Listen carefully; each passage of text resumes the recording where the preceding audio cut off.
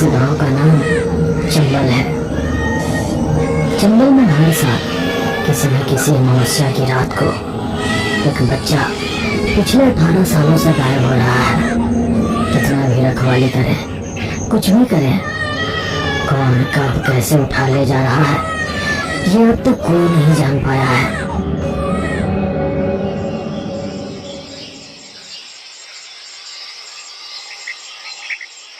कल अमावस्या की रात कोई झूले से बच्चे को ले गया। हमारे गांव के आसपास तलाश कीजिए, मैं उसको छोड़ूंगा नहीं। गांव के नौजवान ने चंबल के चारों ओर के पूरे जंगल में तलाश किया, लेकिन बच्ची का कोई पता नहीं चला।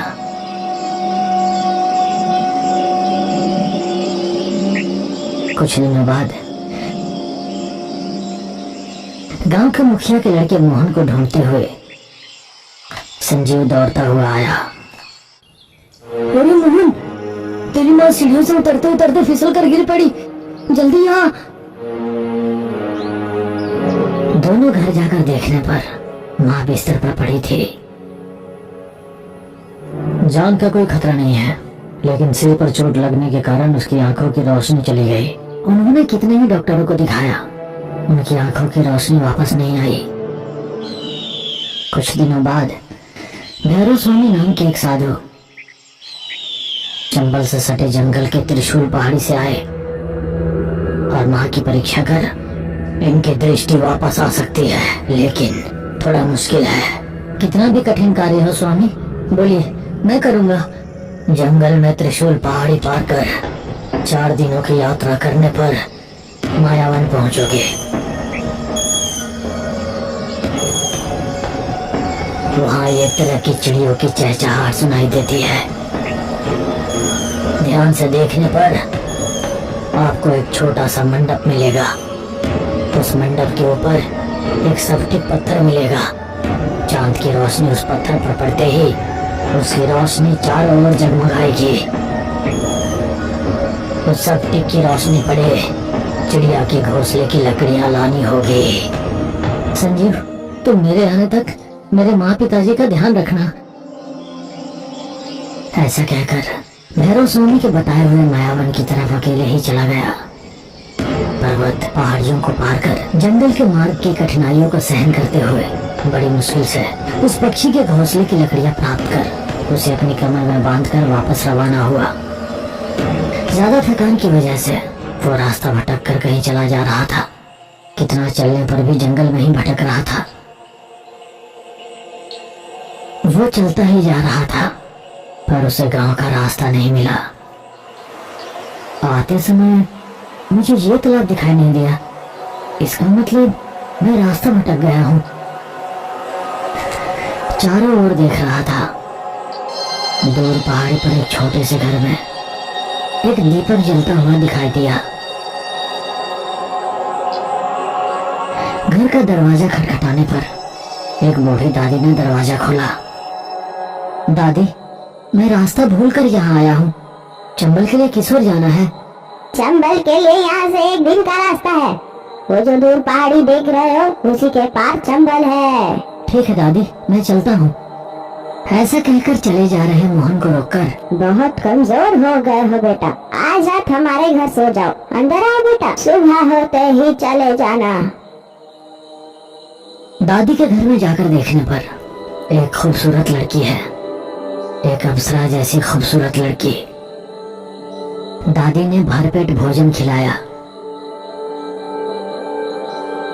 दादी, ये लड़की कौन है? ये मेरी पोती है चंद्रिका। तुम चंबल में कहाँ रहते हो? किस परिवार से हो? और जंगल में क्यों आए हो? मैं ग्राम प्रधान सोमशेखर का बेटा हूँ दादी। उसने विस्तार से मायावन आने का कारण बताया।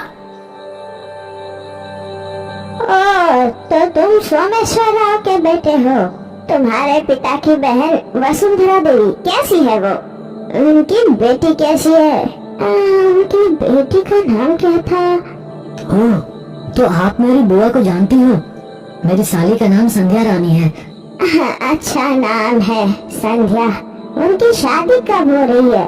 हमारे बुजुर्ग चाहते हैं कि मैं संध्या से शादी कर लूं। लेकिन संध्या को मेरा दोस्त संजीव पसंद है। दादी, वो बहुत गरीब है लेकिन बहुत अच्छा है। पसंद नापसंद हमारे हाथ में नहीं है बेटा, हालात के साथ सब कुछ बदल जाता है। हाँ दादी, तुम सही कह रही हो। ठीक है, सो जाओ तुम। सोते समय मोहन की नजर घर की छत से लटके हुए बहुत सारे छोटे बच्चों के कपड़े और खिलौने पर पड़ी। चंद्रिका, तुम्हारे घर में छोटे बच्चों के कपड़े और खिलौने क्यों हैं? कितने कपड़े और खिलौने हैं? वो मेरी बड़ी पोती की बच्चों की है। वो कभी कभी यहाँ आते रहते हैं। ओह, तो तुम्हारी एक पोती भी है। लेकिन इतने बड़े जंगल में सिर्फ 2 औरतें रहती हैं, क्या आपको डर नहीं लगता? कैसा डर बेटा, मेरा बेटा और पोते के होते हुए। बेटा पोता कहाँ है? मेरी बड़ी पोती को वो ससुराल छोड़ने गए हैं। आज रात को आ जाएंगे, सुबह मैं तुमको मिला दूंगी उनसे। मोहन सोया है लेकिन दिमाग में बहुत सारे विचार घूम रहे हैं। इतने बड़े जंगल में जहाँ कोई नहीं रहता, यहाँ घर क्यों बनाया? काकी के चेहरे और चंद्रिका के चेहरे का कोई मेल नहीं। चंद्रिका बड़े घर की बेटी जैसी लगती है, परी जैसी। काकी थोड़ी अजीब सी है।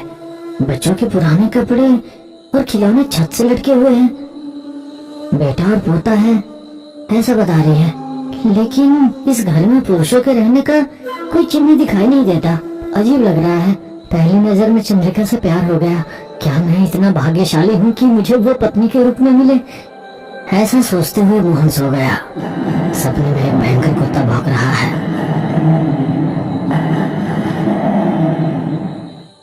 इसी बीच चंद्रिका धीमे से आई और सो रहे मोहन को जगाकर, जल्दी चलिए यहाँ से, जल्दी चलिए, नहीं तो आप मर जाओगे। मोहन का हाथ पकड़कर जंगल में ले जा रही है। क्या हुआ चंद्रिका, कहाँ ले जा रही हो मुझे? जल्दी से आप अपने गांव चले जाइए, नहीं तो आपकी जिंदगी के लिए खतरा है। खतरा? क्यों? उस घर में जो है वो दादी नहीं, तांत्रिका है। आपको शुद्र देवता के आगे बलि चढ़ा देगी वो। आपको देख के ऐसा लगा जैसा कोई नाता है मेरा, इसीलिए आपको बचाने की मैंने हिम्मत की। इस पहाड़ी से ऊपर जाके उस पहाड़ी पर चढ़ के दूसरी तरफ उतरे, चंबल गांव आ जाएगा। जल्दी जाइए यहाँ से, जल्दी से भाग जाइए, दादी उठेगी तो दोनों को मार देगी। मासूम से दिखने वाली दादी तांत्रिका है? यकीन नहीं होता। चंद्रिका, तुम उस तांत्रिका के साथ क्यों रह रही हो? तुम्हारा उस तांत्रिका से क्या संबंध है? जब से मैंने होश संभाला है तब से मैं दादी के साथ ही रहती हूँ। दादी मेरा कुछ नहीं करेगी। आप जल्दी चले जाइए यहाँ से। तुम भी मेरे साथ चलो। मुझे तुमसे पहली नजर में ही प्यार हो गया।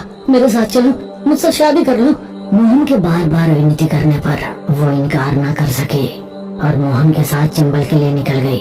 गांव के सरहद पर पहुंचते ही, रुकिए, अगर मैं इस तरह गांव में प्रवेश करूंगी तो मुझे कोई इज्जत नहीं देगा। अगर तुम चाहते हो कि मैं सरहद पार गांव में प्रवेश करूं, तो पहले जाओ अपने माता पिता को मेरे बारे में बताओ। अच्छा दिन और मुहूर्त देखकर पालकी में बैंड बाजा के साथ, आदर सत्कार के साथ अपने घर ले जाकर शादी कर लो। चंद्रिका, अब ये सब क्यों? वैसे भी मेरे माँ और पिताजी मुझे ना नहीं बोलेंगे। वे हमारी शादी बड़े धूमधाम से करेंगे। नहीं, जैसा मैं कह रही हूँ वैसा कीजिए, नहीं तो मुझे यहीं पर छोड़कर आप अपने रास्ते जाइए। मैं अपनी दादी के पास चली जाऊंगी। ठीक है, रोना नहीं, तुम्हारे कहे अनुसार ही करूँगा। गांव के आखिरी छोर पर मेरे दोस्त का घर है, पालकी आने तक वहीं रहना। ठीक है, पर आप जब तक वापस नहीं आते हो मुझे अकेला रहना होगा। आपके निशानी के तौर पर कोई चीज दीजिए। अपने हाथ ही अंगूठी निकालकर चंद्रिका को देकर अपने दोस्त संजीव को बुलवाकर सरहद के उस पार बंजर भूमि में खाली जगह पर एक झोपड़ी में चंद्रिका को रखा।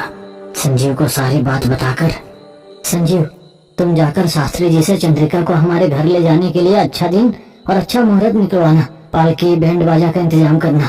मैं जाकर माँ की दृष्टि वापस लाने वाली जड़ी बूटियों को भैरव स्वामी को देकर आता हूँ। ठीक है, लेकिन तुमने गांव की छोर पर उस माली की झोपड़ी में चंद्रिका को क्यों रखा? अच्छे मुहूर्त में ही गांव में कदम रखना चाहती है। कहती है तब तक गांव में प्रवेश नहीं करेगी। संजीव मोहन द्वारा बताए गए काम करने चला गया। मोहन भैरव स्वामी के पास गया और अपने द्वारा लाए गए चिड़िया के घोंसले की लकड़ियां देकर घर चला गया।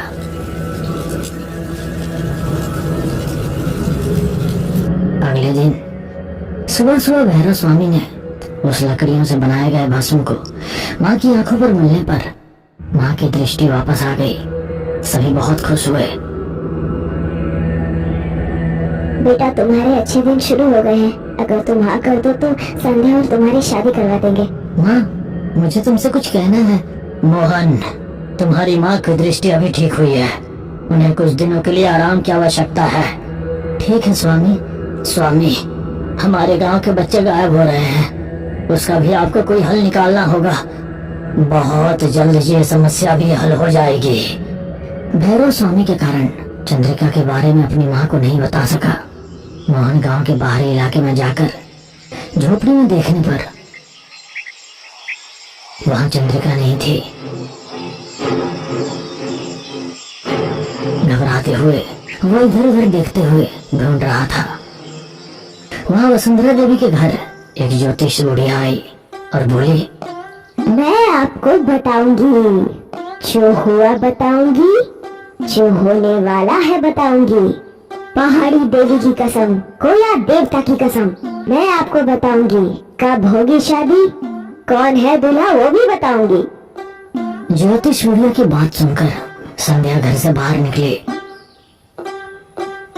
ज्योतिष काकी, मेरा हाथी के बताओ, मेरी शादी कब होगी? बहुत जल्दी तुम्हारे मनपसंद व्यक्ति के साथ तुम्हारी शादी होगी। तुम्हारे मन में जो है। मैं संजीव से प्यार करती हूँ, पर मेरे माता पिता मेरी शादी मेरे जीजा मोहन के साथ करवाना चाहते हैं। क्या मेरी शादी संजीव के साथ होगी काकी? जरूर होगी, अगर तुम चाहो तो। जैसा मैं बोलती हूँ ऐसा करो। लो, ये अंगूठी पहन लो। ज्योतिष बुढ़िया द्वारा दी गई अंगूठी पहनते ही मदहोशी छा गई। अब बताओ, तुम्हारे मन में कौन है? मेरे जीजा मोहन। बहुत अच्छे, तुम्हारी शादी मोहन से ही होनी चाहिए। ये फूल ले जाओ, अपने जीजा मोहन को सूंघने के लिए बोलो। चंद्रिका को पूरा गांव ढूंढने के बाद घर आए मोहन को उसकी साली संध्या ज्योतिष बुढ़िया द्वारा दी गई फूल लाकर, जीजा, इस फूल को सूंघो, कितनी सुगंधित है ये फूल। संध्या, मैं परेशान हूँ, कुछ देर के लिए मुझे अकेला छोड़ दो। ये क्या मोहन, संध्या इतने प्यार से पूछ रही है तुम्हें? माँ की बात को टाल न सका और फूल को सूंघा। बस चंद्रिका के साथ बीती सारी बातें भूल गया। चंद्रिका कौन थी ये तो याद नहीं था। और तो और अचानक संध्या से प्यार हो गया। उसने माँ से जल्दी ही संध्या से शादी करवाने को कहा। शादी की तैयारियां शुरू हो गई। ये जानकर संजीव आकर, मोहन, ये क्या है? मैंने चंद्रिका के साथ शादी के लिए सारा इंतजाम किया और तुम संध्या से शादी करना चाहते हो? संध्या और मैं दोनों एक दूसरे से प्यार करते हैं। चंद्रिका कौन है? मैं किसी चंद्रिका को नहीं जानता। मैं संध्या से प्यार करता हूँ। संजीव को मोहन की बातें बड़ी ही अजीब लगी। संध्या भी उसे पहचान नहीं रही थी। ये सब क्या है? बड़ा अजीब है। एक दिन में इतना बदला, कहीं कुछ तो गड़बड़ है। अभी मुझे चंद्रिका को ये बात बतानी होगी। ऐसा सोचकर दौड़कर सरहद के उस पार जाकर झोपड़ी में देखा तो चंद्रिका नहीं थी। बेचारी चंद्रिका को क्या हुआ होगा? कहीं उसने मोहन और संध्या की शादी के बारे में जानकर आत्महत्या तो नहीं कर ली? वो पूरे जंगल में ढूंढ रहा है। काफी अंधेरा हो चुका था। अमावस होने के कारण चांद की रोशनी भी नहीं थी। जंगल में घोर अंधेरा छाया हुआ था। उस सुनसान जंगल में दूर से छोटे बच्चे की रोने की आवाज आ रही थी। उस रोने की आवाज की तरफ भाग कर गया। चंद्रिका, चंद्रिका, कहाँ जा रही हो? ये बच्चे कौन है? आखिर क्या चल रहा है? चंद्रिका कौन है? मैं हूँ तुमिका, महान तांत्रिका तुमिका। मैं तांत्रिका के वंश में पैदा हुई महान तांत्रिका बन गई, पर मेरी बेटी को तांत्रिका बनना पसंद नहीं था, मुझे छोड़कर चली गई। चंबल में आके किसी गरीब के साथ प्यार करके उसने शादी कर ली। वो ठीक उसी समय मर गया जब मेरी बेटी गर्भ से थी। तो फिर अपना गांव छोड़ के चंबल आई उसकी देखभाल करने के लिए। अगर गांव वाले जान गए मैं एक तांत्रिका हूँ तो मुझे गांव में प्रवेश नहीं करने देंगे। मैं गांव में सबको बताई हूँ मैं एक दाई हूँ जो बच्चा जन्म करने के लिए आते हैं, और मैं अपनी बेटी की देखभाल करने लगी। अपनी बेटी को सामने देख के खुश थी, पर एक दिन बहुत जोर से बारिश हो रही थी और अचानक मेरी बेटी का दर्द शुरू हो गया। माँ, मुझे नहीं लगता कि मैं बच पाऊंगी। अगर बेटी हुई तो वो तुम्हारी तरह तांत्रिका नहीं बननी चाहिए, तेरी तरह गरीबी में भी ना जिए, बड़े घर में जीनी चाहिए। मुझसे वादा करो मेरी बेटी एक बड़े घर की बेटी बनेगी। ये कहते हुए उसने एक बच्ची को जन्म दिया और दम घुटने की वजह से उसकी मौत हो गई। तभी कोई दरवाजे पे दस्तक दिया। मैं जाकर देखी तो सामने मैंने देखा वसुंधरा देवी को। वो मुझे दाई माँ समझकर दर्द से तड़पती हुई वसुंधरा देवी को मेरे पास लाए। वसुंधरा देवी ने एक बच्ची को जन्म दिया। तभी वसुंधरा देवी का होश नहीं था। तब मैंने उसकी बच्ची के साथ अपनी बेटी के बच्ची को बदल दिया। मेरी पोती वसुंधरा देवी के साथ बड़े घर में चली गई। मैं वसुंधरा देवी के बच्चे के साथ जंगल आ गई। मेरी दासी की तरह पाल रही हूँ। मुझे जिंदा रहने के लिए हर साल किसी न किसी अमावस्या की रात छोटे बच्चों की बलि देनी पड़ती है, नहीं तो मैं मर जाऊंगी। और इसीलिए मैं मायावी रूप धारण करके आपके गांव पर आके छोटे बच्चों को उठा के ले जाती हूँ, और कभी कभी अपनी पोती को देखने के लिए मायावी रूप धारण करके मैं गांव में आती हूँ। इस तरह अपनी पोती पर ध्यान रखती हूँ। एक रात मोहन जंगल में आया और मुझे पता चला कि संध्या तुमसे प्यार करती है। बड़े घर की बहू बनके बहुत खुश रहेगी सोचा था मैंने, यह जानकर कि तुम जैसे गरीब से वो शादी करना चाहती है। किसी भी तरह से गांव के मुखिया के बेटे मोहन उस करोड़पति से शादी करवाने के लिए मैंने ही चंद्रिका के रूप में मोहन की अंगूठी को ले लिया, और ज्योतिष बुढ़िया के रूप में संध्या को मैंने वो अंगूठी भी पहना दी, ताकि संध्या को मोहन से बहुत प्रेम हो जाए। मायावी फूल से मोहन पर वशीकरण मंत्र करके, तंत्र करके, जादू करके कि उसे संध्या से प्यार हो जाए। वो दोनों मेरे बनाए हुए जाल में फंस चुके हैं। मेरे घर की पोती एक बड़े घर की बहू बनकर सुख शांति में रहेगी, और उनकी बेटी संध्या मेरे घर पे एक नौकरानी की हैसियत से काम करेगी। अभी तुम्हारे धोखे को पूरे गांव को बताऊंगा, तुम्हारा अंत देखूंगा। ऐसा कहकर पीछे मुड़ने से पहले मंत्र छड़ी उठाकर मंत्र पढ़ते ही एक बहुत बड़ा गड्ढा बन गया। एक बड़ा ताबूत प्रकट हुआ। संजीव ऐसे गिर पड़ा जैसे किसी ने उसे धक्का दिया हो। ताबूत का ढक्कन अपने आप बंद हो गया और गड्ढे में ढक गया। संजीव अंदर से चिल्ला रहा था, बचाओ बचाओ बचाओ, लेकिन उन चीखों को कोई नहीं सुन पाया। तांत्रिका चली गई। जंगल में आंखें बंद करके तपस्या कर रहे भैरव स्वामी को संजीव की चीखें सुनाई दी। इच्छा, तृष्णा, वासना, आशा, जाओ जाकर उस लड़के को बचाओ। भैरव स्वामी के ऐसा कहते ही वो चारों कुत्ते उस जगह पर भागे जहाँ संजीव को दफनाया गया था, और संजीव को खोदकर बाहर निकाला। संजीव ने भैरव स्वामी को जो हुआ सब कुछ बताया। दुख की बात है स्वामी, वो तांत्रिका किसी छोटे बच्चे को बलि के लिए ले जा रही है। तुम भागकर माया बन जाओ और क्रिस्टल पत्थर लेकर जैसा मैं कहता हूँ वैसा करो। भैरव स्वामी गांव में जाकर ग्राम प्रधान को सब कुछ बताया। संजीव उस क्रिस्टल पत्थर को लेकर तांत्रिका तुम्बिका के घर की ओर भाग रहा था। मैं मायावन में अपना रास्ता भूल गया और उत्तर की ओर चलने की बजाय मैं 3 मील पश्चिम की ओर जाने पर एक छोटी सी पहाड़ी पर काकी का घर दिखाई दिया। उसमें चंद्रिका को देखा था। उस दिन मोहन ने जो रास्ता बताया था उसे याद रखकर वो दौड़ा दौड़ा तांत्रिका तुम्बिका के घर पहुंचा। खिड़की से देखा तो तांत्रिका बलि की व्यवस्था कर रही थी। भैरव स्वामी के कहे अनुसार खिड़की पर उस क्रिस्टल पत्थर को रखकर उसने बाहर पत्तों और लकड़ियों का ढेर बनाकर आग जला दी। जब उस आग की रोशनी स्फटिक पत्थर पर पड़ी उससे पूरा कमरा बिजली की तरह रोशनी की किरणों से जगमगा उठा।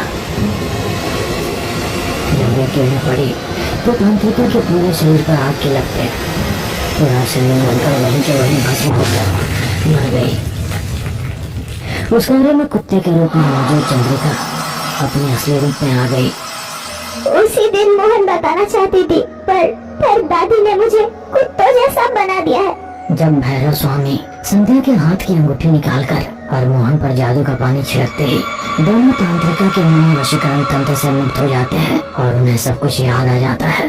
संजय चंद्रिका और छोटी बच्ची को चंबल ले आता है। तांत्रिका के धोखे को सभी जान जाते हैं, फिर भी वे संध्या को अपनी संतान के समान ही मानते हैं।